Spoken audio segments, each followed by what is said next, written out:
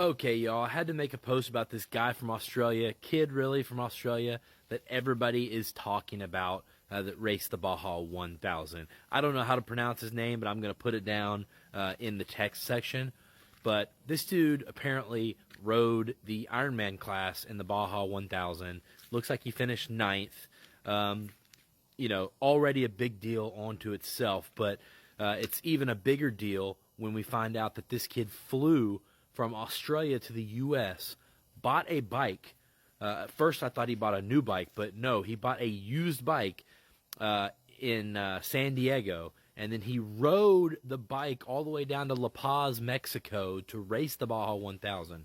Rode it there. Most guys that race the Baja 1000 wouldn't be on a bike in the days leading up because they know they're about to go 1,000 miles. Anyway, by the time he got there, he wore his tires out. He had to get new tires and other parts to pass tech inspection.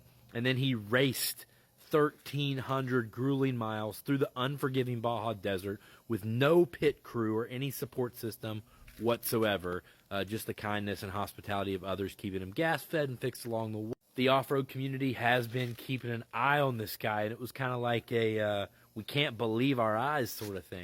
Here he is. Kind of looks like me in my exact fly gear and, skinnier version of me in my exact fly gear and my exact seedy boots, trying to get some food down between sessions. Here you can get a little bit of the idea of the distance traveled. Regardless, guys, this is nuts. I can't imagine doing this at all, much less flying to, some other continent and doing this. So props to this guy. Just absolutely amazing.